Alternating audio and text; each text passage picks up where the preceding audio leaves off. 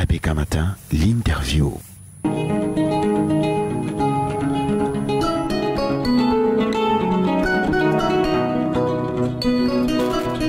Docteur Éric Hervé Sacfan, bonjour et bienvenue sur ABK Matin. Bonjour une fois de plus, Fifi, et bonjour aux auditeurs fidèles. Oui, c'est un plaisir de vous avoir dans ce studio avec vous. On va parler des choses importantes, mais intéressons-nous déjà à cette matinée ensoleillée. J'ai dit tout à l'heure qu'on devait en parler avec vous. Vous alliez nous dire, est-ce qu'il faudrait s'abriter lorsqu'on a un soleil comme celui qui est en train d'apparaître actuellement là, ou alors il faudrait y aller pour pouvoir bénéficier des bienfaits? Est-ce que c'est l'heure? Est-ce que c'est le moment? Est-ce que ce sera après? Il s'agit de quoi, docteur? C'est un privilège que d'appartenir à un pays tropical. C'est un privilège que d'appartenir à un pays où on peut voir le soleil se lever.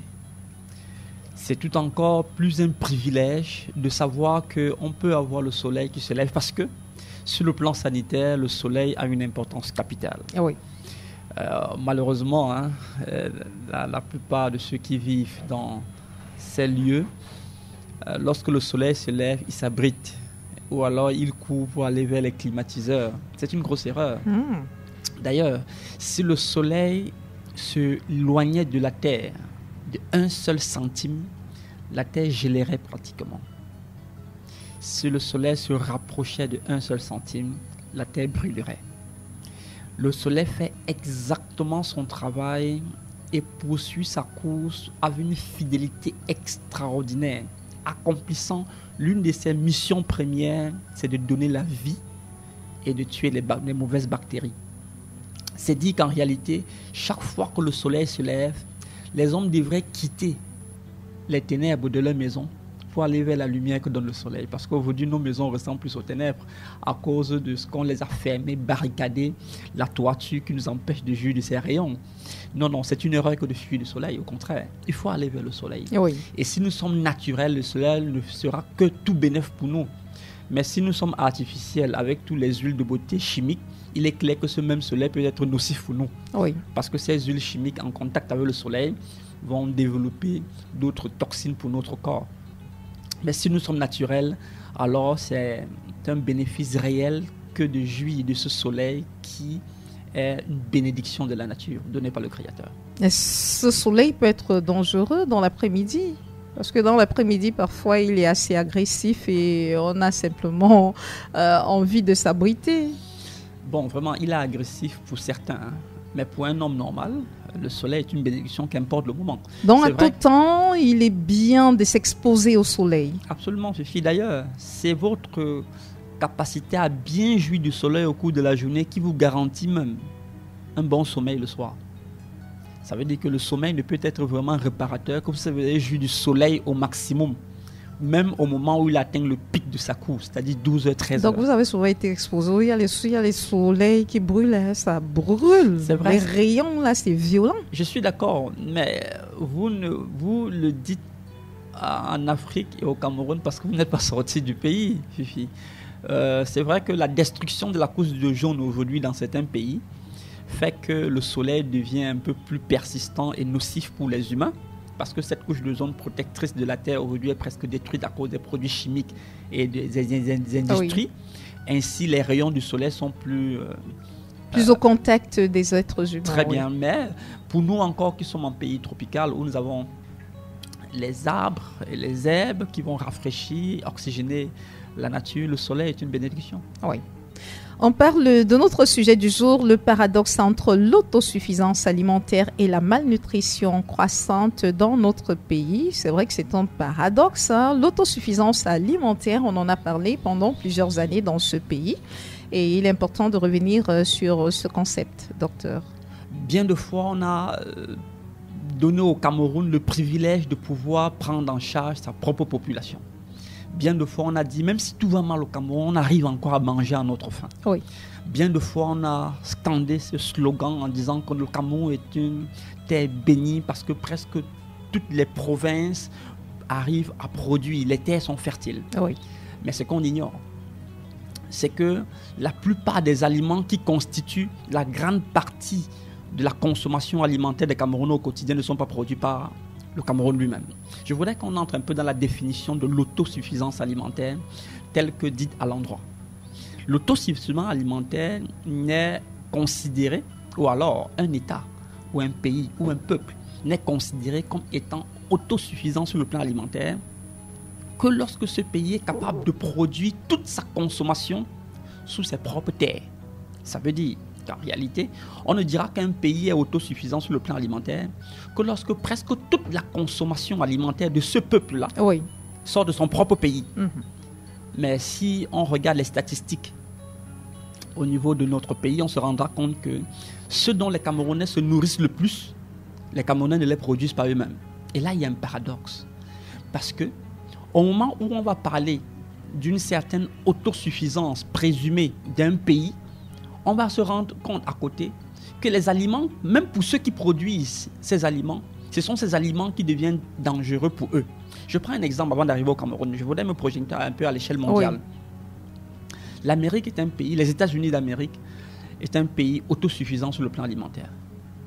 Cependant, juste vivre sur le territoire américain vous expose à 40% de risque de cancer.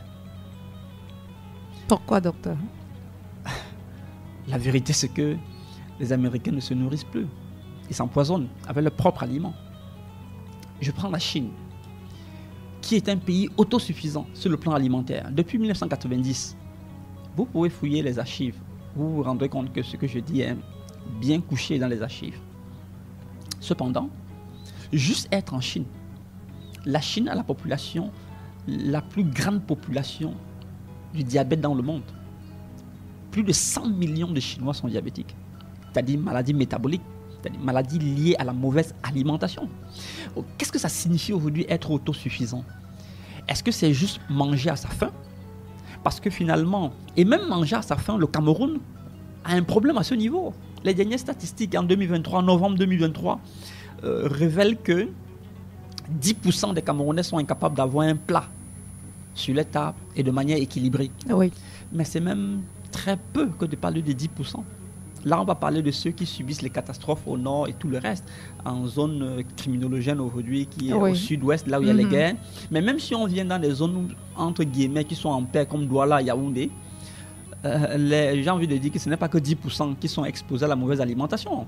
C'est clair qu'il y en a qui mangent ici plus d'une fois par jour. Oui. Encore qu'il faut interroger ce qu'ils mangent. Ceux-là sont à l'image des Américains, qui dans leur plat, on sait une alimentation entre guillemets équilibrée, mais plus un plat de poison qu'un plat d'aliments. C'est à se poser des questions, Fifi. Il faudrait aujourd'hui, on est arrivé à une période, à un niveau de notre génération où on doit même réécrire les définitions des terminologies que nous avons. Parce que si être autosuffisant, se produit des aliments qui vont nous détruire, on n'est plus dans l'autosuffisance, on est dans l'autodestruction. Oui. Et ça, il faut vraiment qu'on se penche à ce niveau. Que ce soit le corps médical, que ce soit les agriculteurs, que ce soit les dirigeants, les économistes, il est important qu'on arrive à faire une synergie entre tous ces professionnels pour permettre à un peuple de se nourrir, de se soigner par ses terres, pas seulement de bien manger. Parce que bien manger aujourd'hui ne représente plus grand-chose dans nos plats et dans nos coutumes, malheureusement.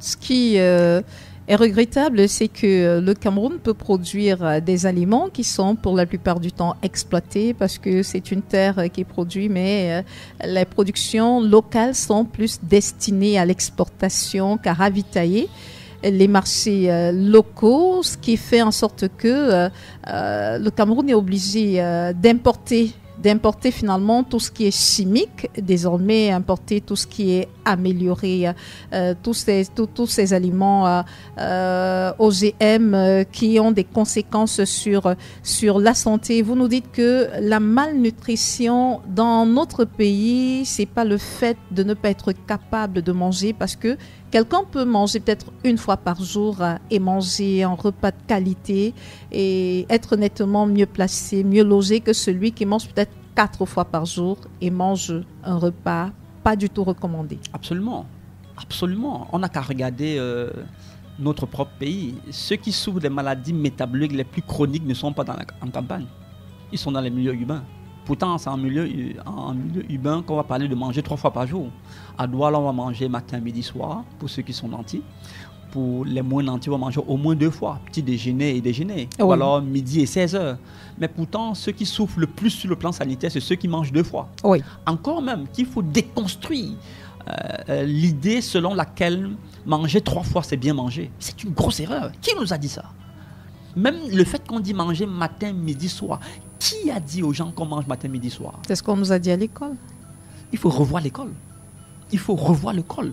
Je rappelle que toute forme de formation n'a qu'un seul but. Formater celui qui se soumet à cette formation dans le but de répondre à un besoin plus tard. Il y a même les moments de repas qui sont enseignés à l'école, le petit déjeuner, On le doit le déjeuner, refaire, le Fifi. souper, On doit tout le refaire, cela, totalement le le dîner, refaire, bien tout sûr. cela. C'est même enseigné à l'école, docteur, pour vous dire les moments où vous devez même prendre vos repas. À quelle école? L'école dans laquelle nous avons tous Copier dans quel fait système? nos classes. Copier pour répondre à quel besoin? Je rappelle que je veux prendre un exemple.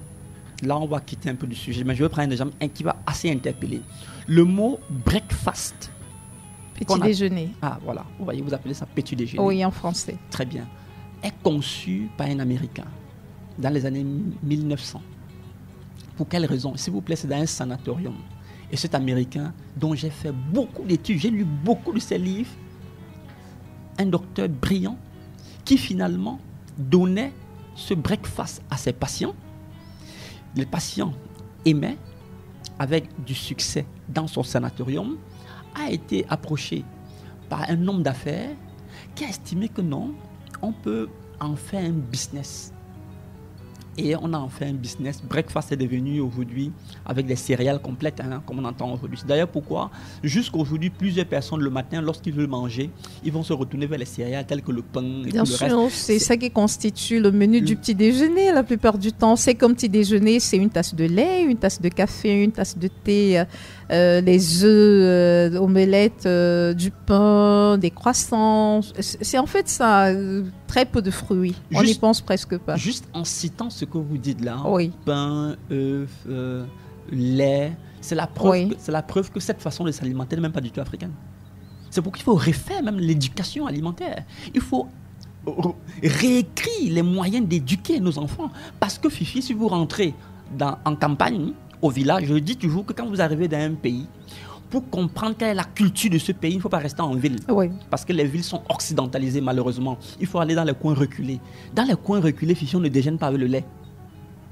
Dans nos villages, Oui. on ne déjeune pas avec le pain. Ce n'est pas le lait qui fait le petit déjeuner. Le lait et le pain n'ont jamais fait le petit déjeuner d'un Africain. C'est purement importé. Et là, je parlais de Kellogg, le docteur Kellogg, qui est à l'origine du breakfast aux États-Unis, qui parle de matin, midi, soir. On rappelle que cette façon de manger, le breakfast était pour un sanatorium, un centre hospitalier, mais le matin, midi, soir vient de l'époque d'après-guerre où il fallait amener les ouvriers à manger presque tous à la même période pour être plus productifs sur le plan du travail. Ça n'a rien à voir avec la santé de ceux qui consomment. Mais quand on parle de moment de santé, il faudrait qu'on soit en accord avec la nature. Et quand on parle de nature, un homme qui mange le matin plombe sa journée. Il faudrait le savoir. On devrait plutôt faire quoi, docteur? On ne mange pas au lever du soleil. On n'a qu'à lire un livre Quand on a faim, docteur. un livre de sagesse que j'aime bien, la Bible, qui dit carrément qu'un roi qui mange tôt le matin est un piège pour son peuple.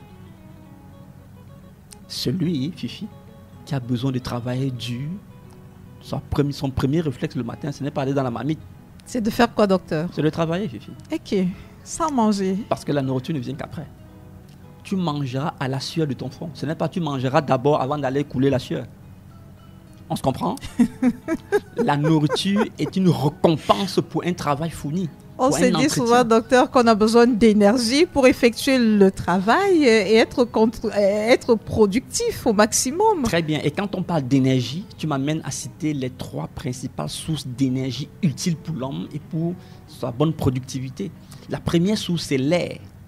Si on consomme plus l'air qu'on ne consomme la nourriture, c'est une alimentation primordiale. La deuxième source, c'est de l'eau. On consomme plus l'eau, on en a plus besoin de l'eau qu'on a besoin de nourriture. Oui. La nourriture ne vient qu'en 3e position. On peut faire 40 jours sans manger et vivre, et très bien vivre. mais on ne peut pas faire une journée sans respirer. On mourrait. On se comprend? Oui. Ça veut dire que s'il y a quelque chose qu'on a le plus recherché, c'est l'air Oui. et l'eau. Mhm. Mais ce n'est pas ça qu'on cherche, on cherche de la nourriture. En réalité, on a bougé ici les fondements de la vie. C'est pourquoi je dis qu'on doit refaire l'éducation sur le plan alimentaire. Le médecin ne devrait plus se presser à prescrire un médicament. Le médecin doit s'atteler à prescrire des alicaments. Oui. Et quand on parle d'alicaments, on regarde la qualité de l'alimentation. Et quand on parle de la qualité de l'alimentation, on regarde ici les vrais producteurs, les agriculteurs. C'est d'ailleurs pourquoi je crois toujours, et là j'interpelle nos autorités s'ils nous écoutent, on devrait désormais faire, au lieu de parler d'un ministère de santé ou du ministère de l'agriculture à part, on devrait les mettre ensemble et faire un ministère de la santé qui inclut la qualité des aliments des aliments naturels et bio Oui, oui. pour soigner les patients. Mhm. Et non entrer dans cette alimentation, entre guillemets, exportée, qui nous expose, qui nous détruit plus que nous soigne. Mais le repas réchauffé, docteur, ça peut aller le matin parce que c'est un tout petit peu comme ça que les cerveaux sont désormais formatés. Hein. Les gens ont envie de manger. Certains, lorsqu'ils ont fini de se brosser les dents, il faudrait qu'ils se mettent quelque chose sous la dent. Et lorsqu'ils ne le font pas, ils ont l'impression qu'ils vont s'évanouir. C'est pourquoi il faut désapprendre pour réapprendre. J'ai un enseignant qui disait « You need to unlearn before to learn ». Et c'est très vrai en notre génération. Tout ce qu'on nous a appris est pratiquement faux. D'ailleurs, je le dis facilement. Sortez des sentiers battus. Lorsqu'un chemin est déjà tracé, qu'importe votre effort, si vous prenez ce chemin, vous arrivez à la destination voulue par celui qui l'a tracé. On doit refaire l'alimentation au Cameroun, en Afrique. Quand on parle de pays tropicaux, quels sont les aliments que les pays tropicaux se réclament comme étant en grande quantité chez eux? C'est les fruits, c'est les légumes. Oui. Mais d'où peut venir que dans un pays tropical comme le Cameroun, l'aliment qu'on consomme le plus soit le blé, soit le riz, dont nous ne sommes même pas producteurs de ça en grande quantité? Oui. C'est un paradoxe. D'où notre thème, Oui. le paradoxe de l'autosuffisance alimentaire et la malnutrition. Donc le Cameroun n'est pas un pays autosuffisant. Malheureusement, Alimentaire. nous ne le sommes pas. D'ailleurs, comment vous pouvez prétendre nourrir votre peuple avec une alimentation dont le peuple ne produit pas lui-même? Non, pensez que nous sommes autosuffisants alimentaires. On se disait que ce sont les pays où il y a la famine qui sont des pays qui ne connaissent pas l'autosuffisance alimentaire, docteur. Oui, on va citer la RDC ici comme étant à l'échelle mondiale, hein, les pays qui n'ont pas l'autosuffisance alimentaire, la RDC à cause des guerres qui y sont. Oui. Quand on va citer les causes de l'incapacité d'un peuple à être autosuffisant, on va parler de la guerre, Oui. on va parler de la mauvaise... La sécheresse, oui, et tout le reste. désertification. Oui, et tout le reste. Mais Fifi, ça reste encore de la théorie. Mhm. Parce que je vous parle des États-Unis, Oui. qui n'ont pas de guerre, qui n'ont pas ceci. Et quand même, ils font les guerres à l'extérieur de leurs frontières, Oui. qui produisent leurs aliments. Ils ont des terres, ils ont presque 12% de leurs terres qui sont... Juste avec 12% des terres américaines, on peut nourrir toute l'Amérique. Mhm. Mais cependant, l'Amérique, 40% des Américains sont diabétiques, sont obèses. 40% de ces... Juste vivre aux États-Unis. Parce qu'ils ont choisi de consommer des aliments transformés. C'est de ça que je veux parler. Oui. On ne parle d'autosuffisance, de notre capacité à nous nourrir de manière équilibrée et sanitaire. Parce que lorsqu'une alimentation n'est pas bien prise, elle cause la maladie. Mhm. On parlait du beriberi à l'époque quand nous étions Oui, petits. oui. Ce n'était pas le manque de riz qui causait le beriberi. C'était la mauvaise la consommation excessive d'un type d'aliment qui n'est pas équilibré. Oui. D'accord? Oui. On peut donc se retrouver dans une malnutrition, non pas à cause du manque, mais à cause de la grande abondance. Oui. Encore que le grand problème des hommes aujourd'hui, et même à travers les siècles, l'homme a toujours eu de la peine à gérer de l'abondance plutôt qu'à gérer le manque. Pendant le manque, l'homme a toujours trouvé les ressources pour faire face. Tout à fait. Mais dans l'abondance, on a des problèmes des riches, où on ne sait pas quoi manger. Mhm. Et malheureusement, on a orienté nos choix alimentaires maintenant, non pas dans ce que nous-mêmes nous faisons, mais dans ce qui vient d'ailleurs. Vous ne pouvez pas prétendre bien nourrir votre peuple en comptant sur un autre peuple. Quelqu'un fait sa guerre de l'autre côté, tu souffres ici et tu dis que tu es libre. Mhm. Pour parler du conflit russo-ukrainien. Justement, on dit que Oui. non, on a un problème pour Oui. le pain, la farine a augmenté Justement, parce qu'il y a oui. la guerre en Ukraine. Mhm. Pourquoi est-ce que la guerre très loin de nous doit nous faire souffrir ici alors que nous avons les terres fertiles et dont nous pouvons produire la patate?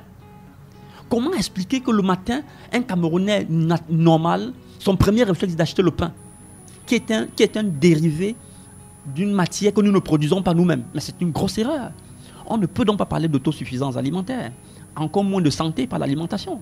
Là, nous sommes dans la malnutrition. Et comment est-ce qu'on fait, docteur, en 2 minutes pour corriger tout cela? En 2 minutes, première chose, il faut rééduquer la population africaine. Oui. Il faut encourager nos mamans à rentrer dans l'agriculture. Je dirais même que, on dit, comment on va faire pour nourrir 30 millions de Camerounais si on fait l'agriculture de subsistance, entre guillemets. Mais c'est l'agriculture industrielle dont tout le monde se tourne aujourd'hui qui cause l'augmentation des maladies métaboliques. Non, le tout n'est pas de nourrir en masse, en quantité le peuple, mais le tout est de nourrir en qualité ce peuple. Parce que si ce peuple est nourri de manière qualitative, les cerveaux seront bien faits, la santé sera meilleure et on pourra bâtir une nation forte et solide parce que la qualité des hommes qui y sont forts et solides. Mais si on nourrit des hommes aujourd'hui comme on nourrit le bétail, comme on nourrit les poulets de fer. Parce qu'on a utilisé des fertilisants, on a utilisé des pesticides. Très bien. Ils vont paraître dodus, beaux et jolis à voir, mais ils seront aussi dangereux qu'un poison dans la bouche. La preuve, il y a un Camerounais qui a réussi l'exploit de pouvoir produire 40 000 poulets par an, par mois. 40 000 poulets. Et ils se vendent d'avoir fait une industrie qui puisse nourrir le Cameroun et l'Afrique en grande quantité. Faites attention. Chaque fois que vous allez contre nature, vous payez la facture. Il y a un temps pour tout. Il y a un temps pour pousser. Il y a un temps pour grandir. Il y a un temps pour produire les fruits. Et il y a un temps pour consommer. On ne peut donc pas aller au-delà du temps de la nature parce qu'on veut résoudre un problème. En réalité, on crée plutôt des problèmes lorsqu'on va contre nature. Vouloir nourrir les hommes par une machine qui produit des milliards en journée, c'est aller contre la nature. Parce que le Créateur n'a pas prévu ça comme ça. On a besoin de retourner à la nature pour pouvoir jouir des fruits de la nature, cette fois qui nous apporte le bonheur et non qui nous cause les problèmes. La malnutrition aujourd'hui, à l'échelle mondiale et même au Cameroun, n'est plus le fait d'avoir un seul repas par jour, mais c'est le fait d'avoir des repas inappropriés pour nous au cours d'une journée. C'est pourquoi il faut revoir la manière de s'alimenter, non seulement en termes de quantité, en termes de qualité, en termes de temps de consommation, vraiment tout est à revoir, comme disait quelqu'un. Merci docteur Éric Hervé Sacfon de nous avoir édifié sur cet autre sujet, le paradoxe entre l'autosuffisance alimentaire et la malnutrition croissante dans notre pays. Nous avons appris beaucoup de choses. Il faut dire que chaque fois qu'on vous écoute, on soupire, on se comprend qu'on est vraiment très mal parti.